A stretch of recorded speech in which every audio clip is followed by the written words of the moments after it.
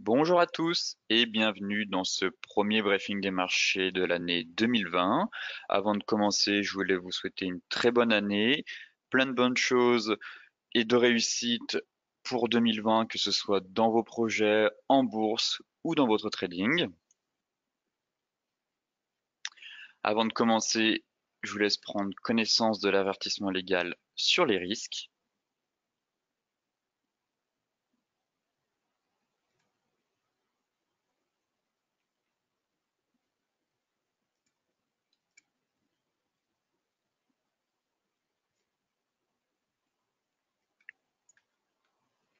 Alors, alors on va s'intéresser un peu à cette fin d'année et à l'actualité des marchés. Les bourses européennes, on peut dire qu'elles évoluent aujourd'hui en hausse en ce début de séance, profitant d'un nouvel assouplissement de la politique monétaire chinoise et de la confirmation de la signature prochaine de l'accord commercial entre les États-Unis et la Chine, en attendant aussi les premiers indicateurs économiques de 2020.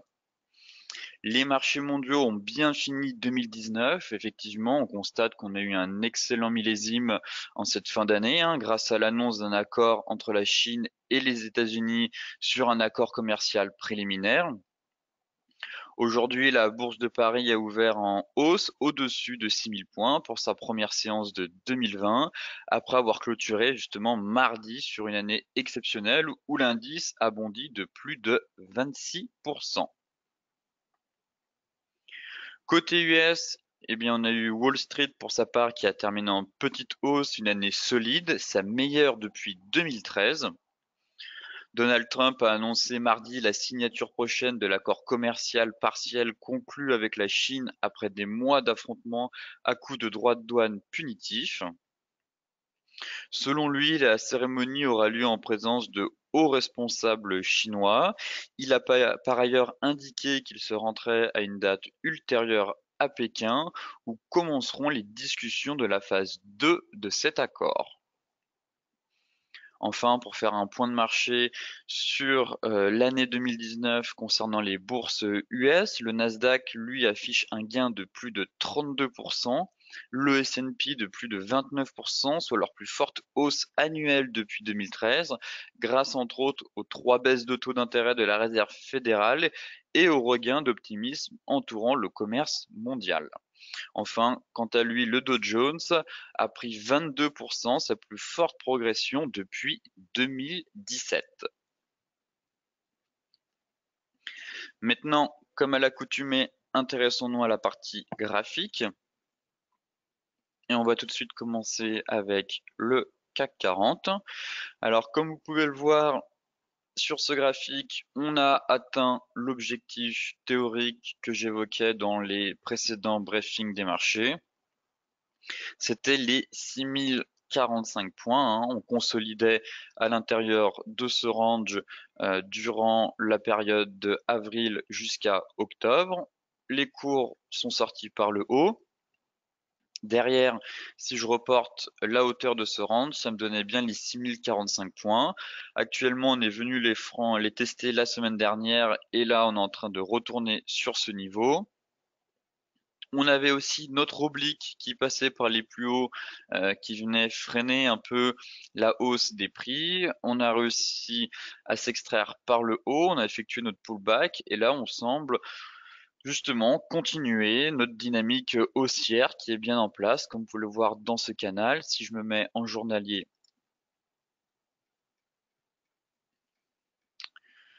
on a justement toujours notre canal haussier qui permet de cadrer la dynamique des prix.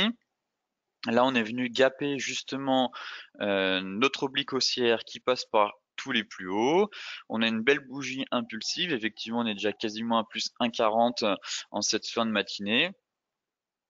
Alors, soit l'indice a la force de rejoindre logiquement qu'on évolue dans un canal haussier, c'est d'évoluer dans les deux bornes, entre les deux bornes. Alors, on pourrait très bien rejoindre, on a un gros niveau de résistance ici à 6155 points. Ma foi, si on continue sur cet élan, sur cette belle dynamique, on devrait rejoindre la borne haute du canal en premier gros niveau à 6155 points avec la résistance mensuelle. Et si le marché manque de souffle, manque de carburant ou est amené à s'épuiser dans les séances à venir, dans ce cas-là, on aurait un retour sur notre oblique pour venir fermer le gap et pourquoi pas reprendre appui sur cette fameuse zone, à savoir les 5950 points. Concernant le DAX, en hebdomadaire, on travaille toujours notre haut. Alors, on est toujours dans notre haut de canal, juste ici. Voilà. On travaille saut de canal depuis maintenant plusieurs semaines. On est en approche de notre fameuse résistance historique vers les 13 450, 13 530 points. Pareil, si on continue sur cet élan, dans ce cas-là, on a encore un peu de place pour taper, venir chercher la borne haute ici vers les 13 500 points. Actuellement, l'indice à plus court terme, voilà, on tente à nouveau de s'affranchir des 13 300 points qui correspondaient à la borne haute de ce range. Ici, on était venu travailler, pareil, la fameuse résistance devenue support là, des anciens sommets juste ici. On est venu prendre appui. Là, on tente de s'extraire et de casser la borne haute. Dans ce cas-là, pareil, on a encore un peu de place si on doit venir chercher la résistance et la borne haute du canal. Dans ce cas, on pourrait très bien retourner vers, enfin, rejoindre, faire un nouveau plus haut vers les 13 500 points. Concernant le Dow Jones, voilà, le Dow Jones, très intéressant, le graphique du Dow Jones. On est toujours sur des plus hauts historiques. Ici, on avait notre oblique qui passait par les plus hauts, qui a été franchi à la hausse.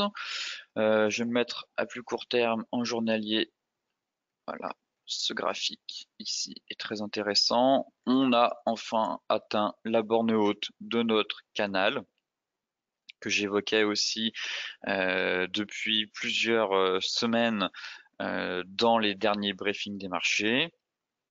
On est quasiment venu chercher au point près la borne haute vers les 28 700 points. On est venu aussi fermer le gap qui était laissé ouvert juste ici. On est venu taper la borne haute. Alors, plusieurs solutions, plusieurs scénarios.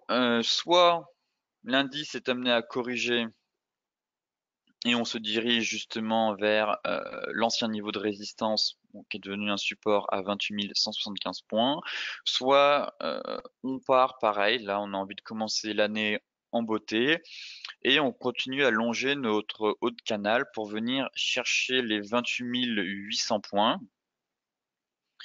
Actuellement sur le Dow Jones, mon objectif a été atteint, j'ai envie de passer neutre sur l'indice et pourquoi pas même baissier. On a eu une hausse assez fulgurante au cours des dernières semaines sur l'indice américain. On arrive dans une zone technique. Comme vous pouvez le voir, à chaque fois qu'on est venu chercher la borne haute, on a une correction derrière. Donc là, je commence à devenir neutre. Je pense que certes, là, sur les futurs, on est déjà en hausse. On va ouvrir avec un gap haussier. On pourrait avoir une dernière impulsion comme sur le CAC justement et comme sur l'indice DAX où je vous disais qu'on peut rejoindre la borne haute du canal, que ce soit sur le DAX ou le CAC 40. Et on aurait dans ce cas-là le même scénario sur l'indice américain, une dernière vague de hausse pour rejoindre aussi la borne haute, mais plus vers les 28 800 points. Et à partir de là, je serai neutre, voire même baissier. J'envisagerai du moins une correction à venir sur les indices. Côté Forex, maintenant, on va s'intéresser à l'euro-dollar. Alors, l'euro face au dollar, comme vous pouvez le voir, l'euro est sorti de sa zone de consolidation. On avait aussi Si je la rajoute, notre moyenne mobile 200 qui venait faire obstacle à notre oblique baissière. Hop, juste ici. Alors on avait une grosse zone de consolidation. On en sort par le haut. Là actuellement, est-ce qu'on va valider les 1,12? Pour moi, j'aimerais quand même avoir une clôture hebdomadaire. Voilà, c'est vraiment la clôture hebdomadaire qui va déterminer si oui ou non on met fin à notre tendance baissière et si on a fait un bottom de moyen terme juste ici. Tant que la paire évolue sous 1,12, pour moi la dynamique reste baissière. La clôture hebdomadaire sera vraiment primordiale pour déterminer justement si oui ou non on met fin à cette dynamique. Et dans ce cas-là, on relance en direction des 1,1340 et pourquoi pas à plus long terme retourner sur les 1,1450. Mais pour le moment, voilà, certes, on a franchi un gros niveau, c'était les anciens plus hauts qui étaient ici, à savoir les 1,1185. Mais tant que les 1,12 ne sont pas franchis, j'invite tout de même à la prudence. C'est pas sûr que l'on repasse au-dessus, enfin, qu'on continue, qu'on mette fin à cette tendance baissière. On a ici toujours ce gap qui est resté ouvert et à moyen long terme, les prix risquent d'être attirés par ce niveau de prix pour venir fermer ce gap. Donc la paire euro-dollar va être à surveiller dans les prochaines séances, à savoir soit on réintègre les 1,1185 là avec une bougie impulsive, dans ce cas-là, prudence, on pourra avoir une fausse sortie et la clôture hebdomadaire serait donc logiquement en dessous des 1,12, soit au contraire, pullback sur les 11,85 et on repart en direction des 1,1340. Concernant l'euro CHF, qui est sur un niveau technique intéressant, l'euro CHF, pour les personnes qui aiment pratiquer le trading range, comme vous pouvez le voir sur ce graphique, on est même sur la borne basse du range, on est venu tester les 1,0840 actuellement. Là, on est à 1,0855. Pareil, plusieurs scénarios en 2020 sur la paire euro-CHF. Alors à plus court terme, voilà, on estime qu'on va avoir une nouvelle rotation des prix à l'intérieur du range. Dans ce cas-là, on pourrait avoir un rebond et du moins une nouvelle rotation en direction des 1,0970 et des 1,1020. Et pourquoi pas, si on a une cassure par le haut, valider soit une sortie de range, soit un peu allez, on va dire un double ou un triple bottom pour rejoindre les 1,1116. Ou soit, au contraire, l'euro ne parvient pas à reprendre de la hauteur, le franc suisse se renforce et dans ce cas-là, si on enfonce les 1,0840, c'est le même scénario que sur l'euro dollar, c'est objectif le gap qui est resté ouvert lors de l'élection présidentielle de 2017, le gap Macron et logiquement, si on casse ce niveau, c'est direction les 1,0720 dans un premier temps. Et ici, on pourrait éventuellement avoir un rebond une fois que le gap sera fermé. Donc là, on a un niveau à surveiller dans les prochaines séances, à savoir soit un rebond pour viser dans un premier temps le milieu du range, puis la borne haute, soit au contraire, le marché ne parvient pas à reprendre de la hauteur, du moins l'euro ne parvient pas, franchit à la baisse, et on va chercher le gap qui a été laissé ouvert. Maintenant, on va s'intéresser aux matières premières. On va commencer avec le gold, qui, durant les fêtes, eh ben, a quand même réalisé une semaine, on va dire, de folie, en sachant qu'on avait beaucoup, les investisseurs étaient quand même partis en vacances, on avait beaucoup moins de volume, mais l'or, ça n'a pas empêché l'or de réaliser une semaine assez fulgurante, comme vous pouvez le voir sur ce graphique.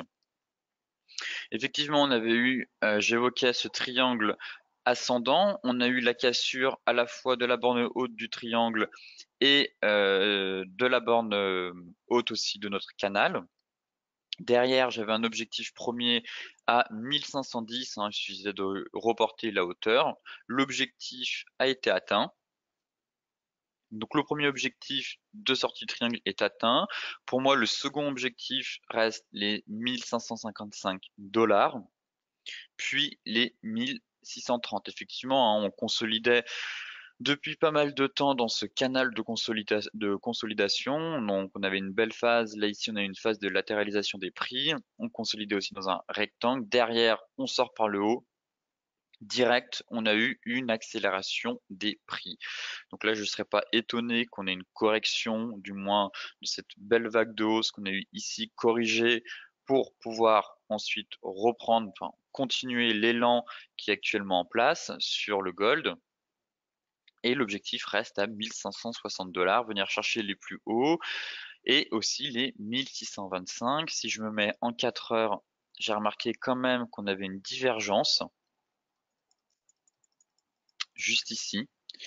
Donc, est-ce qu'on pourrait avoir un repli pour se repositionner, avoir justement un repli pour repartir à la hausse? Effectivement, là, on a quand même une belle vague. Donc, on est peut-être monté un peu haut, un peu vite, très rapidement sur l'or. On va pas monter tout droit en ligne droite. Éventuellement, ici, là, si on a notre divergence, là en plus celle-là, elle est validée. Ce qui permettrait d'avoir un repli des cours de l'or. Si je prends ma dernière vague de hausse, on va dire celle-là. Voilà, si notre divergence se valide, en tout cas elle est validée ici vu qu'on a cassé le bruit. Donc là la divergence est validée. Si le marché décide de corriger, on pourrait éventuellement avoir un retour vers les 1500 et l'objectif serait aller les 1493, 1495. Et dans ce cas-là, pourquoi pas se repositionner ou avoir un niveau de prix intéressant pour prolonger la hausse. Et si on serait amené à corriger un peu plus cette vague haussière, dans ce cas-là, ce serait le pullback, tout simplement sur la résistance mensuelle des 1486. On effectue un pullback ici, et pour moi, on repartirait en direction des 1560 $. Concernant le Brent, très propre techniquement le Brent. J'évoquais aussi cette phase de consolidation dans un range. Il a été atteint, l'objectif a été atteint le 27 décembre. J'évoquais d'abord la résistance à 67 $. On a quand même atteint vraiment au point près la borne haute de ce range. Là actuellement, je commence à être neutre sur le pétrole. À court terme, je parle. L'objectif a été atteint. J'envisageais, du moins j'évoquais cette résistance ici. Les 67 $, un niveau majeur, enfin un seuil technique important. Comme vous pouvez le voir, c'est vraiment un niveau de prix qu'on est venu travailler par le passé où les prix ont échoué et ont travaillé ce niveau de prix à de nombreuses reprises. Et là actuellement, c'est vraiment ce qui s'est passé, c'est que on a eu voilà notre vague de hausse pour atteindre l'objectif et derrière on a un gros gap de rupture, enfin, pas vraiment un gap de rupture, mais on gap sous notre résistance qui devient un support. Donc boum, le marché décide de gaper ce niveau de prix pour réévoluer, enfin évoluer justement en dessous de ce niveau. Pareil, plusieurs scénarios. Est-ce que suite à la récente hausse du pétrole, le marché a besoin de respirer, de consolider? Dans ce cas-là, on pourrait revenir tester la borne basse, enfin du moins la borne haute, juste ici, et la moyenne mobile 200 pour prendre appui et retourner chercher les 67 $. Et enfin les 70 $ qui correspondraient justement à un vrai range. Dans ce cas-là, on pourrait dire, voilà, l'année 2020 pourrait avoir un pétrole qui évolue dans un range. C'est les scénarios que j'envisage pour cette année. Là, ce serait bien de rejoindre la borne haute effectivement à 70. Pareil, gros niveau technique. Comme je vous le disais dans les derniers briefings des marchés, si on casse ce niveau, on mettrait fin à cette dynamique haussière de baissière pardon, de moyen long terme et ça permettrait de reprendre une tendance haussière. Mais tant qu'on évolue entre 56 et 70 dollars, dans ce cas-là, on aurait un trading range à venir pour l'année 2020 sur le pétrole. Enfin, pour terminer ce briefing des marchés, on va s'intéresser au Bitcoin.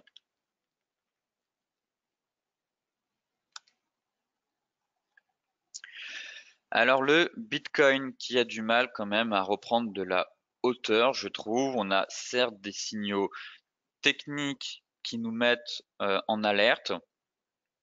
Lors du dernier briefing des marchés, j'évoquais justement cette divergence haussière sur RSI qui a été validée ici par les prix. Donc certes, on a validé notre divergence haussière sur RSI. On a aussi eu un bel avalement sur des volumes, mais derrière, le marché est complètement mou. Je vous disais que j'envisageais deux scénarios, soit un trading range, et là c'est plutôt ce qu'on est en train de réaliser, soit un trading range entre les 6550 et les 7600, allez 7700 sur de l'excès, sur de la mèche. On n'est même pas parvenu à rejoindre la borne haute, on s'est plutôt arrêté sur notre résistance à 7600 dollars. Donc, c'était soit un trading range, soit effectivement avec cet avalement, on se disait tiens, on peut peut-être valider un double bottom et repartir, essayer du moins de relancer un peu la crypto-monnaie, venir chercher les 8840 et pourquoi pas les 9300 dollars, ce serait vraiment le dernier objectif, l'objectif final. Mais malgré cet avalement, on manque de carburant, clairement. Certes, on a eu du volume, mais derrière, ça ne suit pas. Euh, Évidemment, la divergence n'est pas invalidée. L'avalement non plus n'est pas invalidé. Il faudrait que les cours repassent sous les 6450 dollars. Mais je trouve que le marché a du mal à relancer une dynamique, à reprendre un peu de hauteur pour atteindre des niveaux, enfin les prochains niveaux de résistance, malgré les signaux haussiers que l'on peut avoir, que ce soit via la divergence ou via l'avalement. Et enfin, pour terminer, si, ma foi, le marché ne parvient pas à s'extraire de cette résistance ou de ce range, dans ce cas-là, si on franchit à la baisse les 6600 points, pour moi, je commencerai à me réintéresser à la crypto-monnaie à partir de cette zone de polarité. Clairement, comme je vous l'évoquais, c'est ici que ça va jouer. On a un gros niveau technique à 6100, 5800 points si je me mets en hebdomadaire. Voilà, comme vous pouvez le voir ici, c'est le niveau que je vais commencer à surveiller. Là, ma foi, si ça veut pas passer, si les signaux haussiers ne veulent pas se valider vers ce niveau de prix-là, alors vers les 5800, 6100, ce sera le prochain niveau de support à surveiller pour éventuellement déclencher un vrai rebond technique.